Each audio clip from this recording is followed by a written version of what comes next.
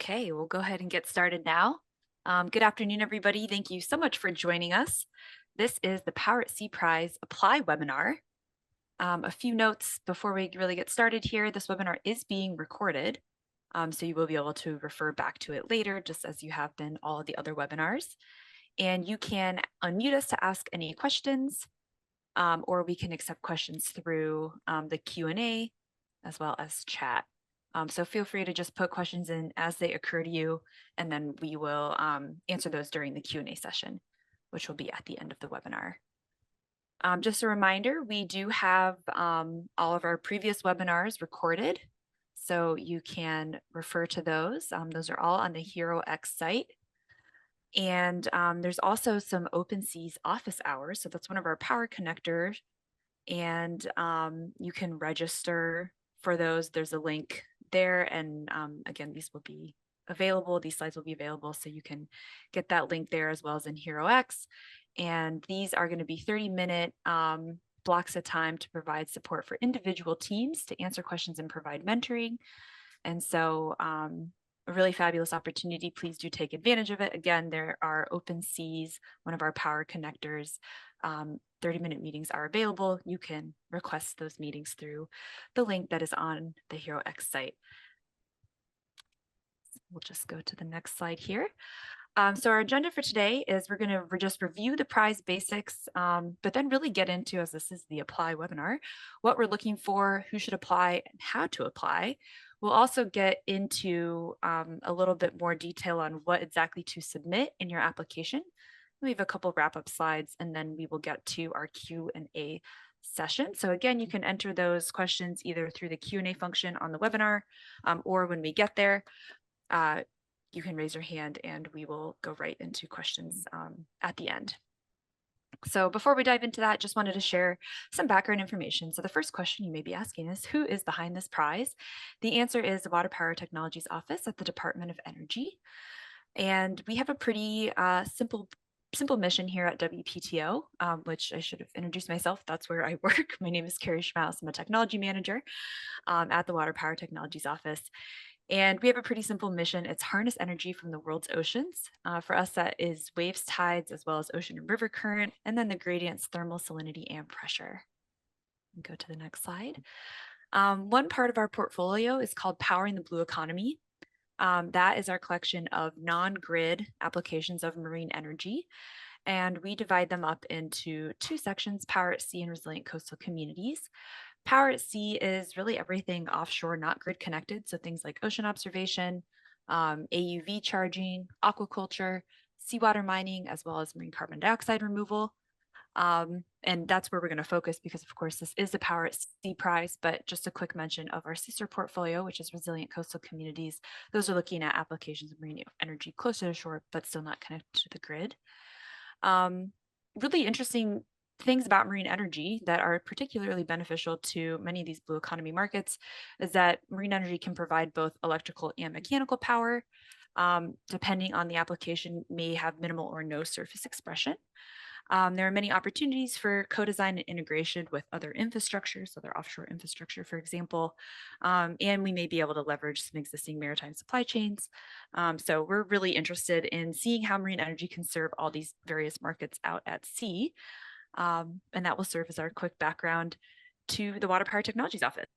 If folks have questions, we have a great website, and you can also reach out to us and we'll provide information on how to find us at the end of this webinar. But for now, I'm going to pass it over to Linnea to talk more specifically about the Power at Sea prize and what we're looking for. So Linnea, over to you. All right, so I'm just going to talk a little bit about what we're looking for with this prize.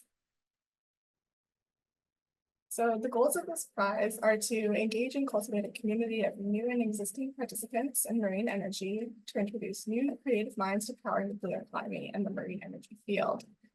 So we're looking for novel ideas and concepts or existing participants who may have ideas that have not been funded yet.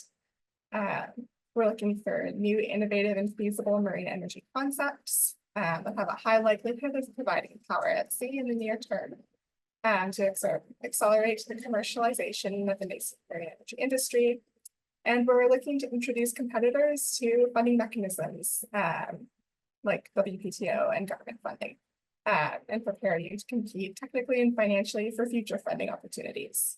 We're hoping to take your concepts and give you a path forward. We've got several different blue economy applications that you can choose from to apply your ideas and concepts to.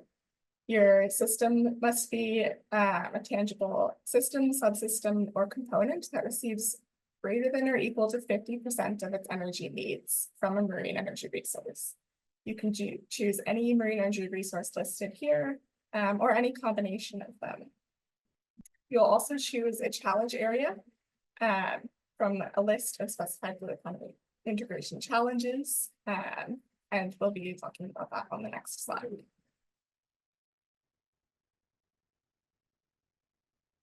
So these challenge areas are things like access. How does your solution help to reduce high cost or limited opportunities for service maintenance and intervention for at-sea blue economy applications?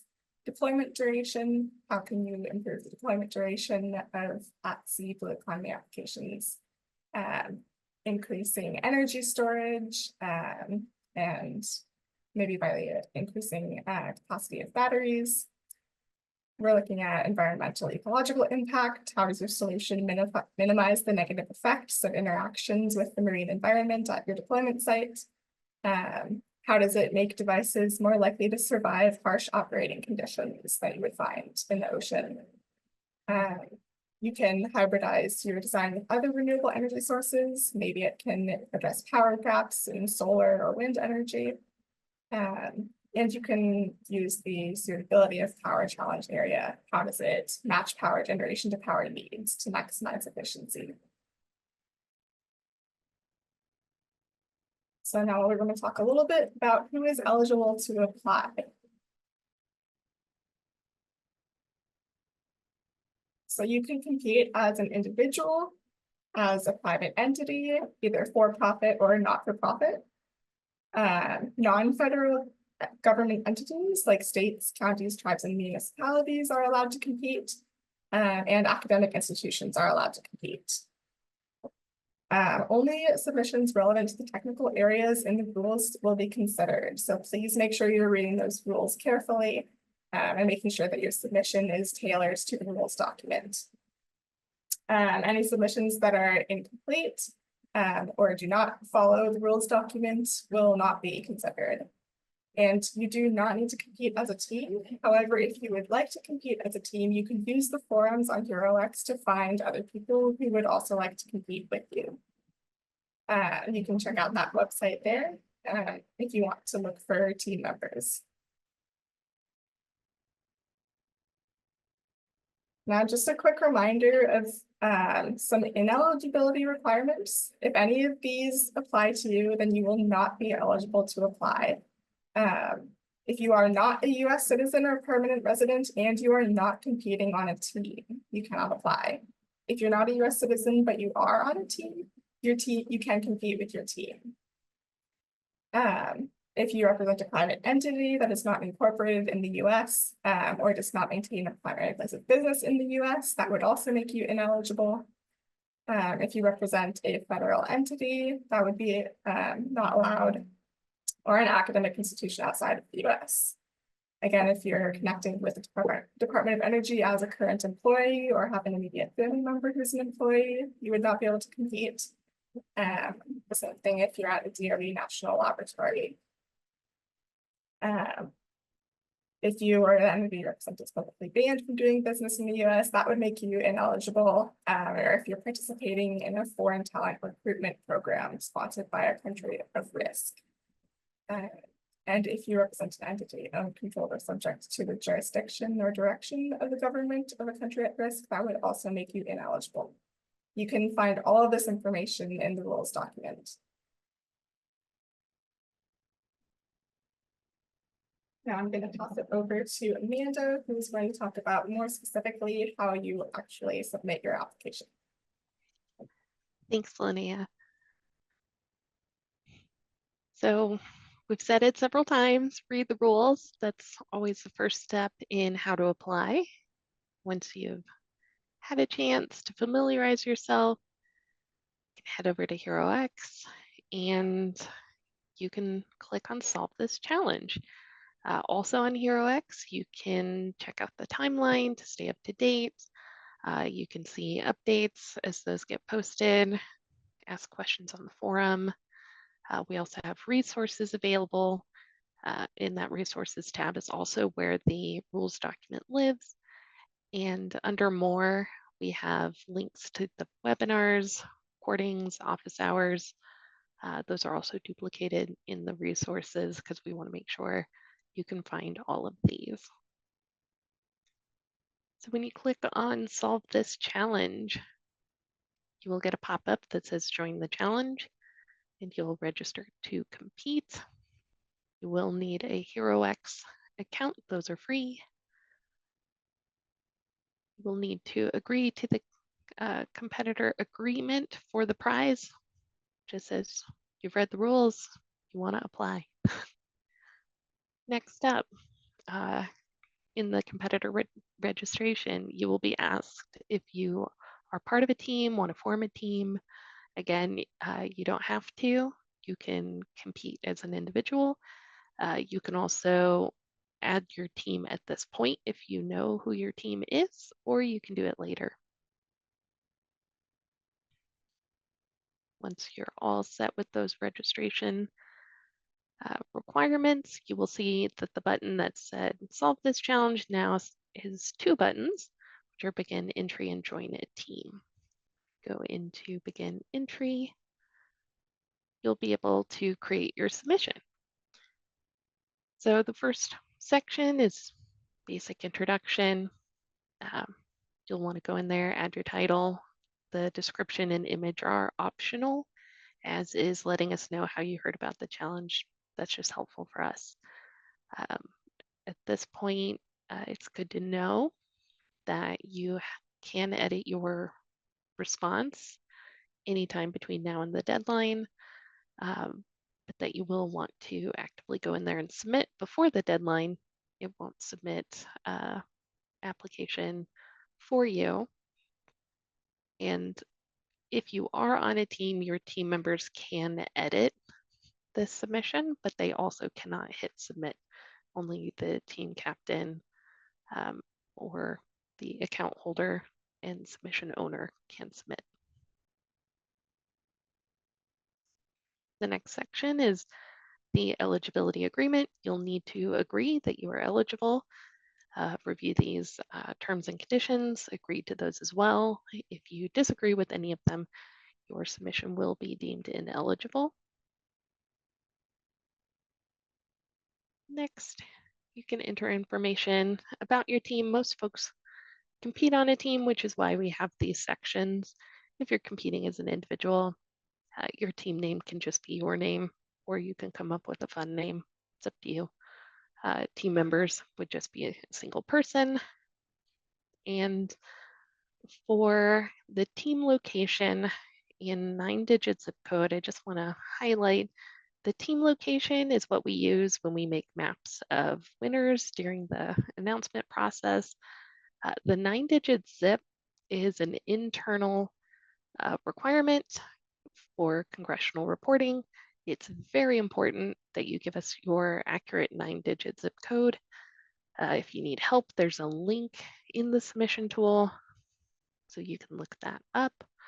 If you don't submit it and you were to be selected as a winner, it can cause delays to payments. Next up, we have the link to your 3-minute video. Just be sure you set it to public. You don't have to have it searchable, depending on the platform you use. On YouTube, that is simply, say, unlisted. You can also use Vimeo. We ask that you use one of those two, simply because the HeroX platform does have a URL checker. And if you use a different website, you may run into problems with your link. You will upload your summary page. This is hopefully duplicative of your cover page in your technical narrative. The reason we did that is we were hoping you would only have to create the document once, and you could just shorten the file when you convert it to a PDF and just submit the cover page as your summary page. So hopefully that saves you some time. Next up, we have the technical narrative. That should be uploaded here, and the content should not exceed 10 pages. That excludes that cover page and the short description. Next, you'll need to select just one of the challenge areas. You may be submitting a submission that covers more than one. Just pick whichever is the most relevant. We're using this to assign reviewers, and then let us know the estimated power usage. Lastly, on this section, you'll see if you receive an award for this prize, who will receive this award. It's very, very important that the name you put here matches the name on the W-9. So whether that's, company ABC, LLC versus company ABC. We do want that LLC if it's in the W-9. So you just want to make sure perfectly matches. We are coming up at the end of the fiscal year for the government, which means that if there are errors and we're having a hard time matching payment information, it can delay when folks get paid. So it's better to get this correct now than later. Lastly, you'll see optional reporting metrics section. These are entirely optional. They are for us to be able to report on prizes. Answering or not answering does not impact your evaluation, but it does impact our ability to report on the prize. So we do appreciate it if you take the time to fill these in. We'll ask you just basic questions about you as the submitter, with your gender identity, ethnicity, just basic kind of questions that you see in these. Roughly how old you are, if you have a degree, if you've submitted something to DOE before, if you've submitted for a prize before, the age of your organization, the geographic focus of that organization, what describes that organization you work for. Even if you're submitting as an individual, it's helpful for us to know this. And then lastly, we just ask a bit about the makeup of the organization you work for. And again, these are optional. And once you're done, you'll see that save and preview button, and you'll have one last chance to review, or you can save and preview and come back at a later time to edit. But you need to go in and submit prior to the deadline on July 26th.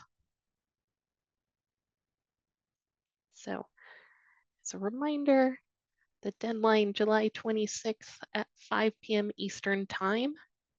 That is automatically done by HeroX.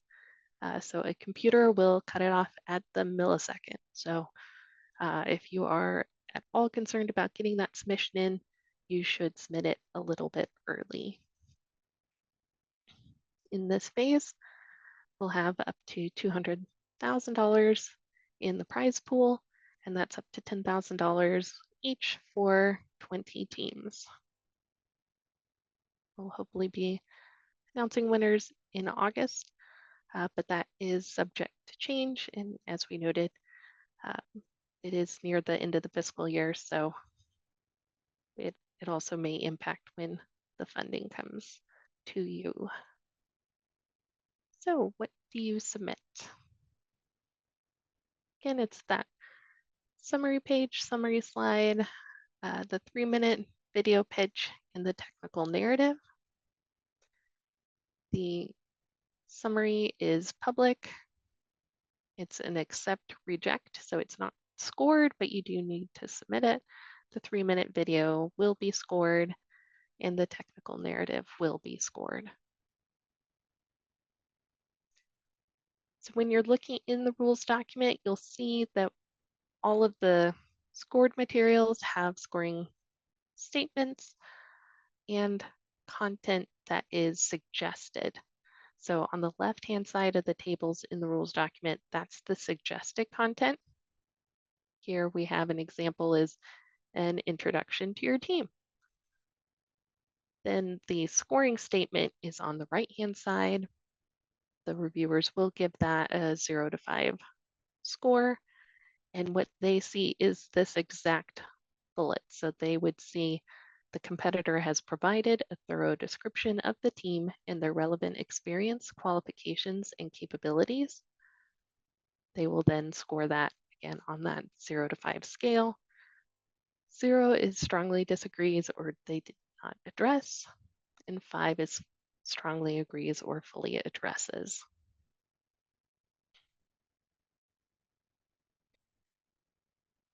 The video pitch has 4 scored statements, so that's worth up to 20 points, and the technical narrative has 14 scored statements.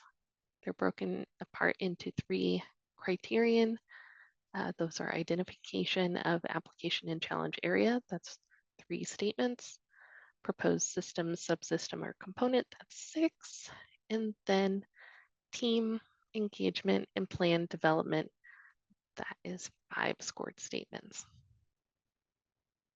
Multiply all of those by 5, you'll get 90 possible points for those 2 scored elements.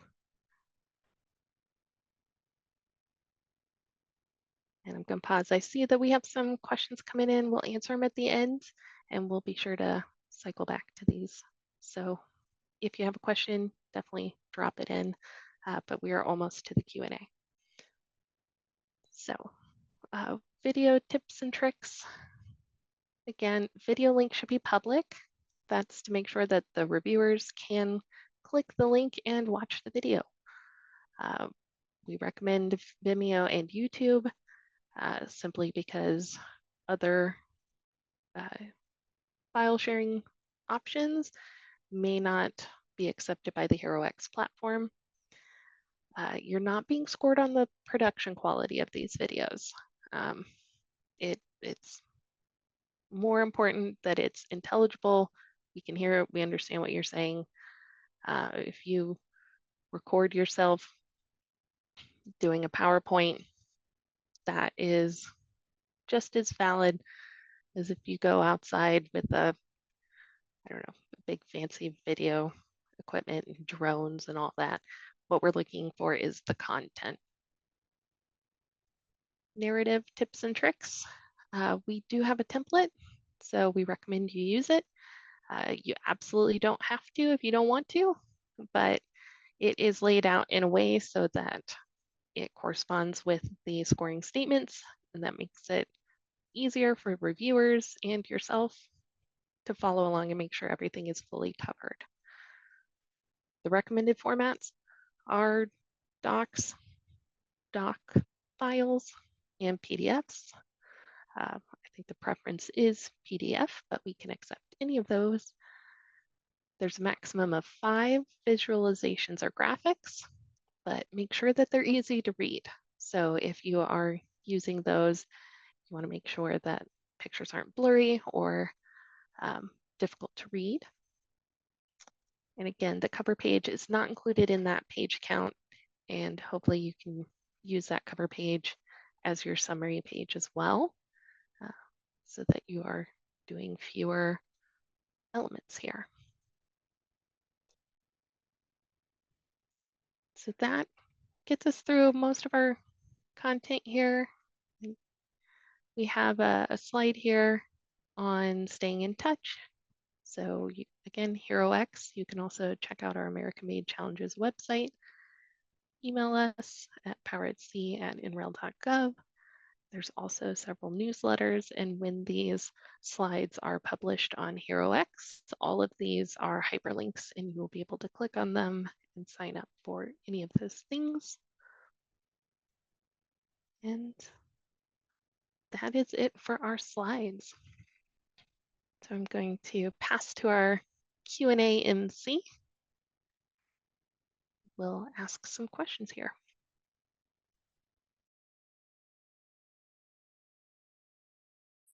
Thanks, Amanda. So we're gonna turn it over to Carrie for just a second to close out for some final remarks, and then jump to Q&A.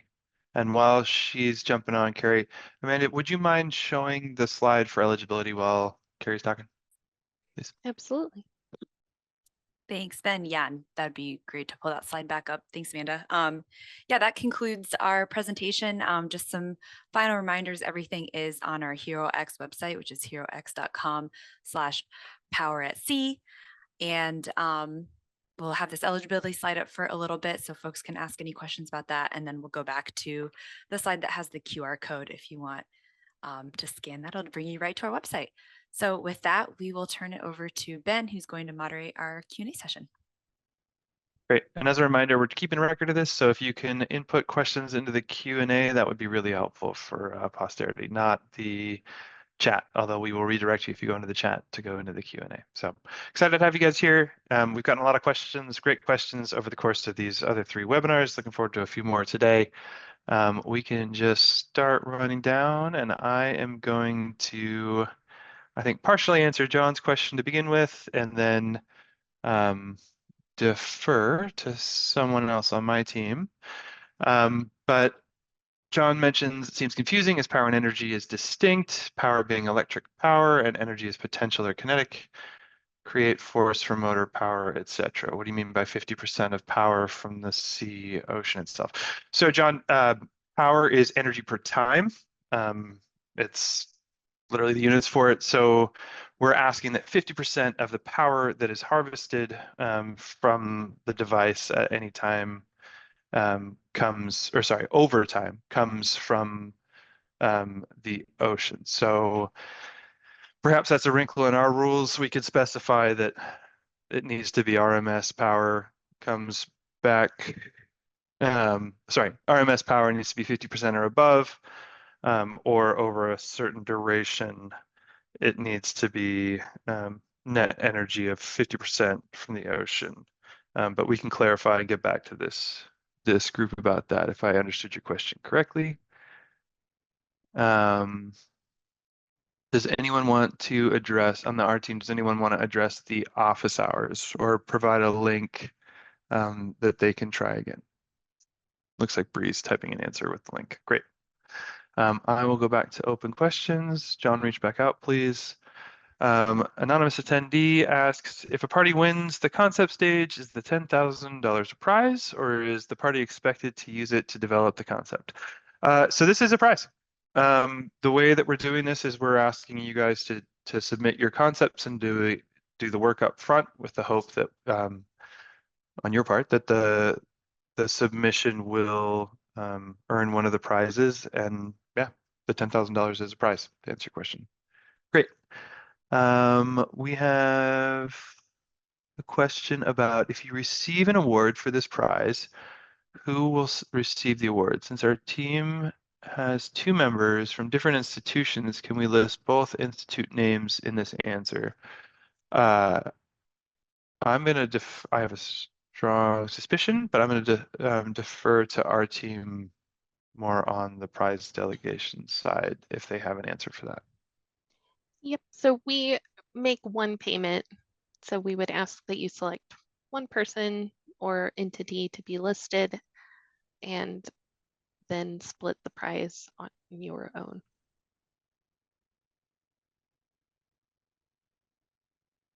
Great, thank you, Amanda.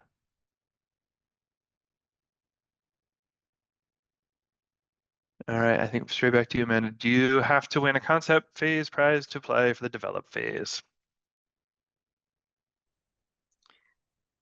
So the develop phase rules are not published yet.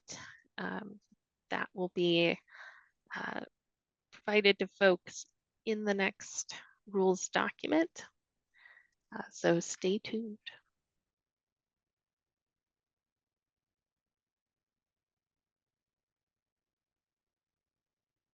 Great. Eli says refining previous would a system that gets 70% of energy from an ocean source, but also 30% average from photovoltaics fall within the requirements. Yeah, the spirit of that requirement, Eli, is that this is primarily an ocean energy harvesting device. So I think it would be up to you to make the case that the majority of your energy is from ocean power. The majority of your power is coming from the ocean. So that is the goal that we're going for with that metric. I believe Lauren has their hand up. You're welcome to come off mute and ask your question if that's possible. Otherwise, you can put it in the Q&A.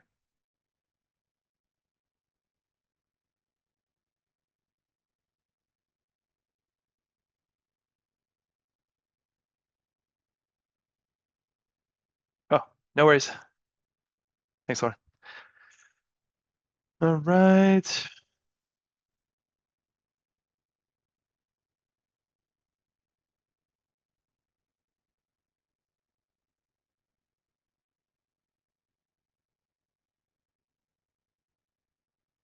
It looks like we've got one other hand up. Abdus, if you'd like to come off and ask your question, you're welcome to.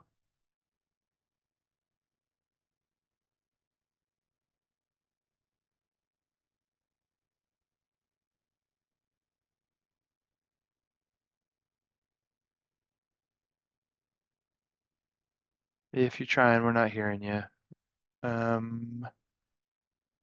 Perhaps typing it out might be better, and we'll get to it. Type it into the Q&A if you could. In the chat, Vincent Brucey asked, are the 3 concept submissions criteria submitted all at once? So we have information on the different components that you'd be asked to submit that are reviewed against criteria. Perhaps I'm misunderstanding your question, but if these are the 3 components, I believe the due date for all 3 is that millisecond that Amanda was mentioning. I see she's off mute. That is correct. So all 3 would need to be submitted at the same time. You can upload them to your HeroX submission at different times if that's your question, because you can edit that.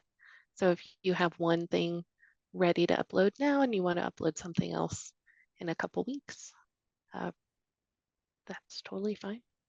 If I understand. Yeah, that's a great point. The question. Thank you.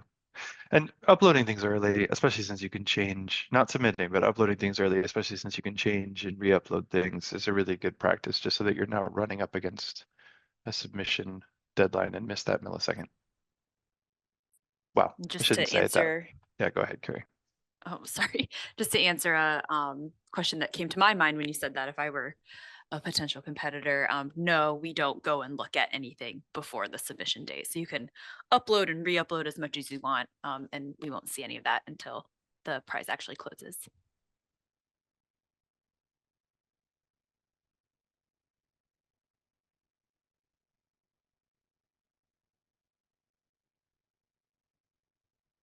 All right. So we have thanks, Carrie. We have a couple more questions. Sorry, it's hard to multitask here. So we have a question: as a U.S. individual, am I allowed to form a team that includes academic institutions, one from the U.S. and another from outside the U.S.? Amanda, would you like to handle that one? Yes, you can have foreign partners. That is totally fine. Payments and the primary account holder need to be US based. So that US institution you mentioned would need to be the lead.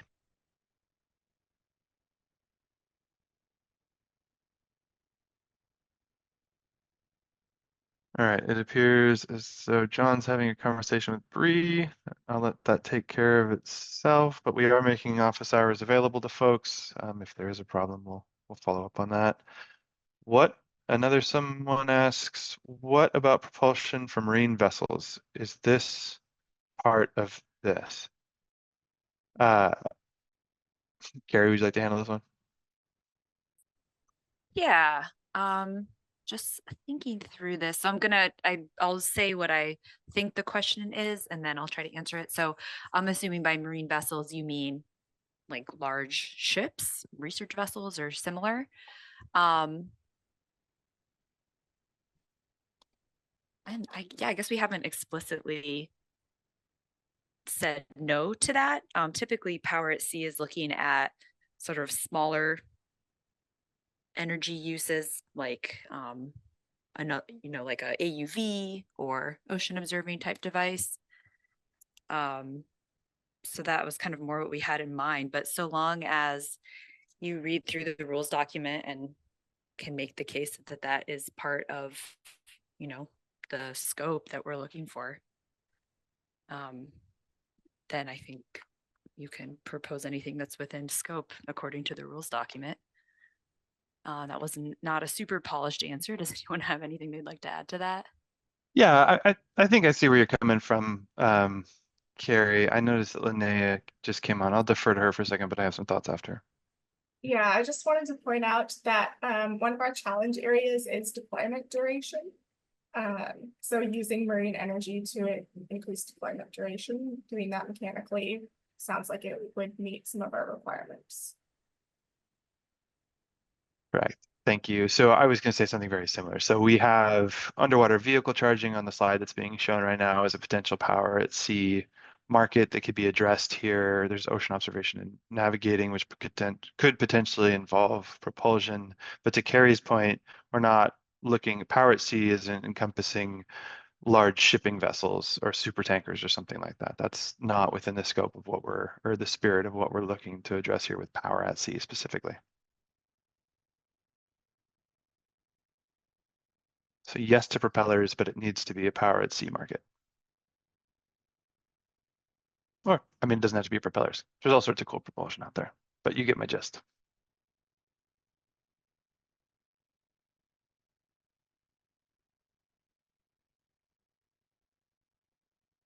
All right, looks like we're following up on the office hours. Thanks, Bree. Thanks, Carrie.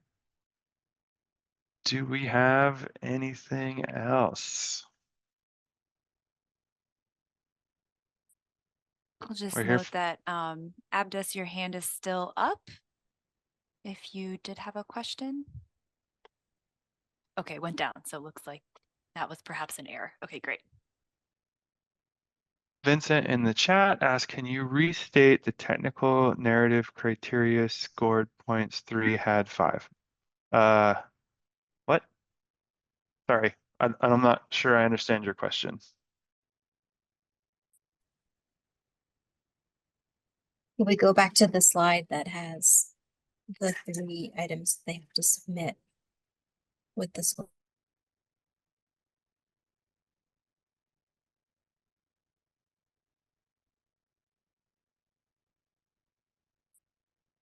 I'll just take a guess at what that question is. And if you're wondering about the 5-point scale, all the criteria are measured against that 5-point scale. So the team of experts that review each application respond to those statements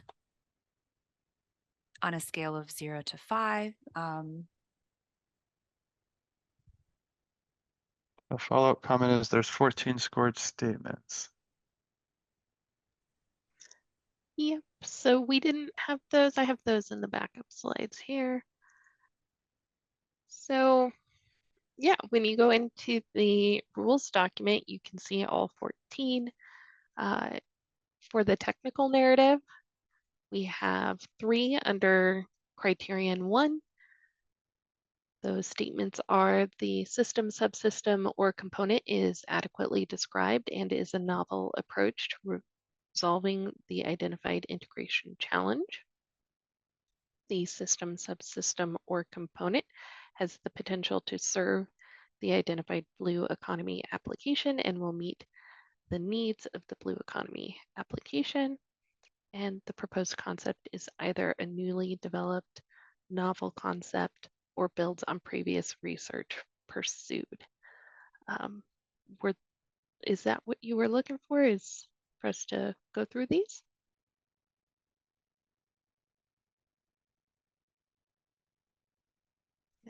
switch in between things.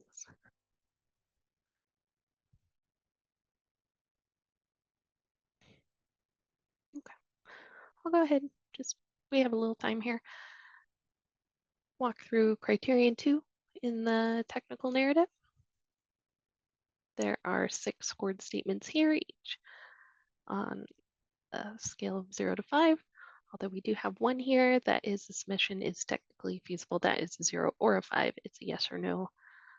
The others are the system, subsystem, or component represents an innovative approach built on reasonable assumptions, valid technical foundations, and lessons learned from other notable efforts in this space.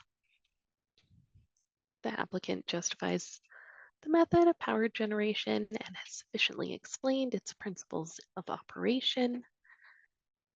The submission adequately communicates key, known, or likely design requirements and initial thoughts on how these could be addressed in the proposed system, subsystem, or component. The applicant has communicated initial thoughts on methods for manufacturing, installing, operating, and maintaining the proposed system, subsystem, or component. And the proposed system, subsystem, or component is between concept and early stage prototype. So again, those are the statements that the reviewers would be reading and using for evaluation. And with the technical narrative, this is the third and final criterion. And there are 5 scored statements. Those 5 are: the competitor has clearly outlined a plan to cultivate a culture of inclusion, seek out diverse perspectives, and effectively consider all team members' contributions.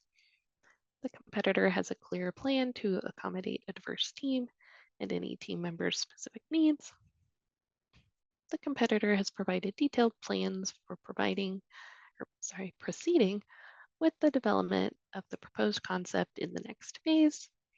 The competitor identifies risks and challenges in maturing the technology and has plans that are likely to manage these identified risks. And lastly, the competitor has already engaged and commits to continuing to engage with the competitor support mechanisms provided in the develop phase. Again, all of these are in the rules. You can reference them anytime.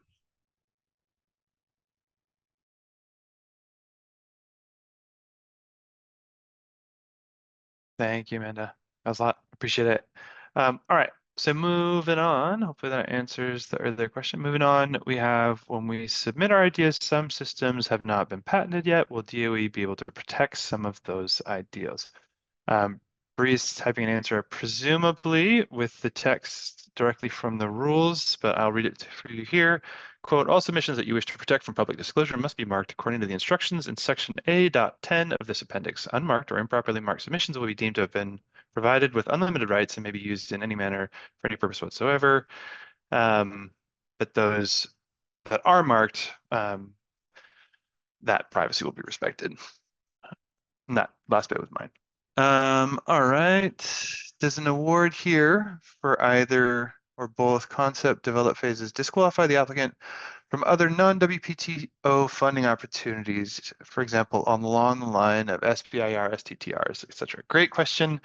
This is actually designed to be a step in the pipeline for developing projects. So there is a broader strategy that WPTO, I realize you're not asking for about WPTO, but there's a broader strategy that WPTO has connecting different funding opportunities and nurturing ideas from low technology readiness levels to high.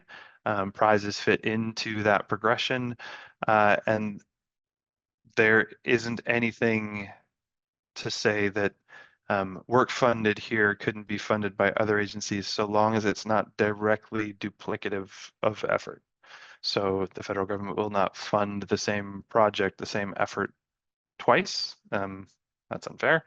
But so long as this, the efforts that you propose to WPTO subsequently or to other agencies are non-duplicative of what you've already been funded for, you remain eligible per their rules.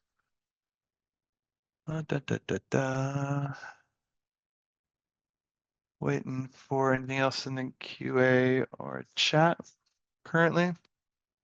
Anybody from our team want to add anything to those responses?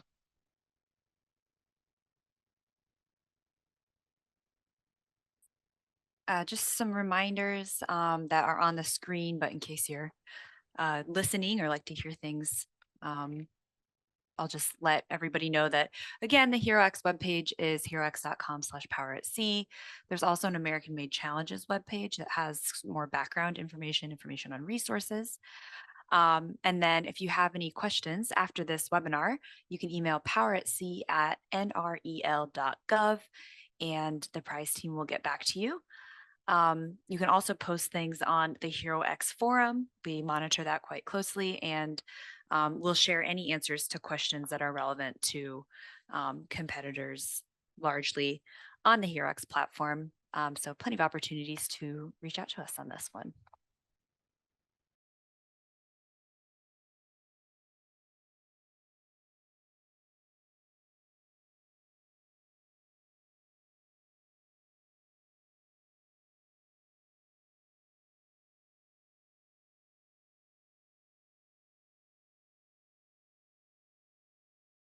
Great, so we've got the QR code there. I'm gonna give until 10 till to see if any other questions come in and then turn it back over to Carrie for the final thank yous. But from my perspective, thanks everybody for the great questions. I really appreciate the dialogue and the engagement. Excited to see what you guys submit here and what ideas come out of this and the beginnings of different projects.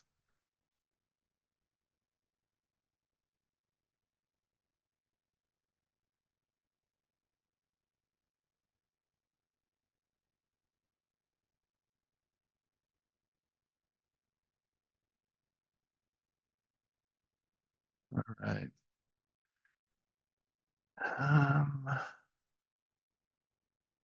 John posted, government has always allowed the applicant competitor right to patent a system product. It's the data and information that government has always claimed rights to, so government can give that data and info to government contractors to develop, and the competitor and applicant has no recourse, no royalty. I strongly disagree with this statement. I'm sorry if that's been your personal experience, and there's not much we can do for you there. That hasn't matched my personal experience in years of working with the government, both inside and outside. I'm not sure if there's a question there, but sorry that that's been seemingly your experience. And I'll just chime in there. John, that's certainly not our intention with this prize. We are really excited to see what the innovators out in the world can develop. And then, as Ben mentioned, the goal of this prize was really to provide a forum for kind of new ideas to flourish that then could then go into subsequent funding opportunities like SBIRs or future funding opportunity announcements. I know that IP and data is a really important topic, and so we do have that covered. Again, that's in Appendix 1. But I will note that prizes of the government funding mechanisms do have sort of the friendliest IP terms when compared to something like a funding opportunity announcement. So I do encourage you to go to the rules document, check that out. But I will again just echo what Ben said. That is not our goal to take any ideas from the innovating community and then give it to government contractors. Our goal is to provide a forum for new ideas from the innovator community to flourish that could then continue to be funded by other government funding mechanisms to that same entity. So we're hoping that people that come through this prize can then go and be successful awardees in SBIR or other. So I hope that is helpful. Thanks, Gary. So we have one more question from Vincent. I have cited websites for ideas. Are they to be cited in a bibliography page? I think it's great practice for folks to cite references as is appropriate to avoid plagiarism or stealing other folks' ideas. This might be a question about page numbers. I'll turn it over to the team on compliance for total page numbers and whether or not references, citations count towards page number count.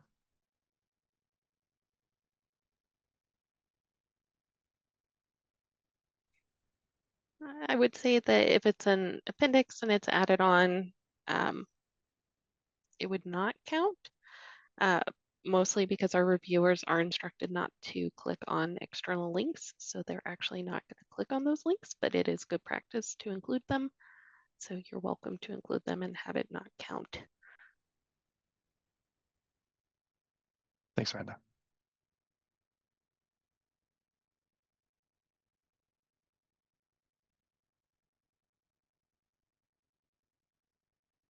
Great. All right. Well, with that, I'm going to turn it back over to Carrie again to close us out. But thanks, everybody. Once again, I really appreciate the attendance and the engagement. Looking forward to it. Well, thank you so much, Ben, for doing the question and answer there, Ben, just making sure that looks like we have a follow-up here.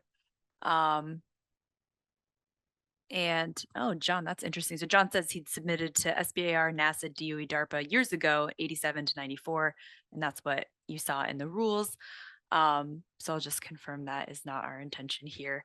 I can't speak for all government funding mechanisms ever, because all I know is the Water Power Technologies Office, but for these prizes and for all WPTO funding opportunities, our intention is never to gather ideas from the community and then fund them through our own channels. It's to empower and build the marine energy community across all different sectors. So thank you for that follow-up. That's very interesting. Oh, and we do have a couple other questions coming here. Literature references. That would be the same answer, I think, as the bibliography page. It's always best practice to cite your sources. So we recommend that you do that, and specific information on page limitations and everything, as always, can be found in the rules document. I'm just going to give just a couple more moments in case we have some other questions. We do have a little bit of time. So happy to take those. But again, you can always reach out to us, poweratc@nrel.gov, and through the HeroX forum, or all of the above. We're happy to answer any questions and want this to be as transparent as a prize as possible. Make sure that folks have their questions answered. Okay, so I'm not seeing any more. So I just want to thank the prize team for their great job putting together this presentation. I want to thank you all for attending. So thrilled to see the number of questions and engagement we're having during these webinars. Again, you can find all these webinars, including this one, and the recordings on our HeroX site if you'd like to refer back to them in the future. And with that, we're so excited for July 26th, which again is the submission deadline. So please do keep that in mind. We're coming up pretty close, 16 days away. So we're really excited to see what everybody is going to propose. And we look forward to that deadline, which again is July 26th. So thank you all so much. Hope you have a great rest of the day. For you, those of you on the East Coast, hope you're staying cool. And we'll look forward to talking to you soon. Thank you.